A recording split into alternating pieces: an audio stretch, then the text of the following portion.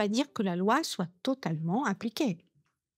Il suffit d'interroger les personnes, hein. Il y a plein de domaines, plein de spécificités dans le texte qui, aujourd'hui encore, ne font pas l'objet d'une application, effective, dans le fond et parfois même dans l'esprit. L'accessibilité universelle, c'est un concept qui mérite d'être travaillé et aujourd'hui, vous êtes dans des bâtiments privés notamment qui ne sont pas accessibles. Il reste à maintenir l'esprit. Il ne faut pas que la société lâche, parce que le monde d'aujourd'hui est très différent de celui dans le cadre duquel la loi a été conçue et promulguée.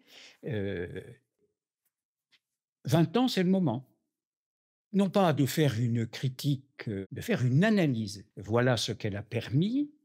euh, Qu'est-ce qui pourrait être accéléré, revisité, parce que le contexte n'est plus forcément le même, répondre aux besoins des personnes en situation de handicap, c'est faire progresser l'ensemble de la cité.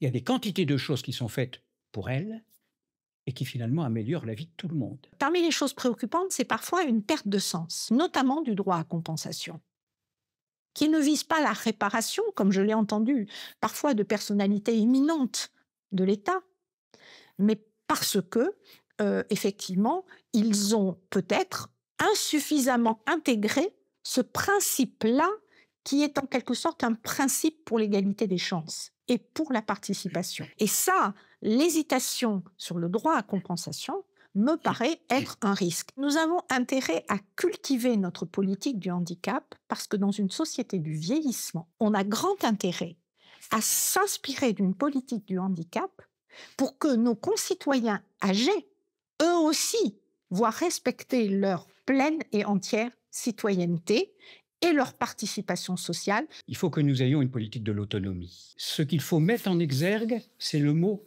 participation.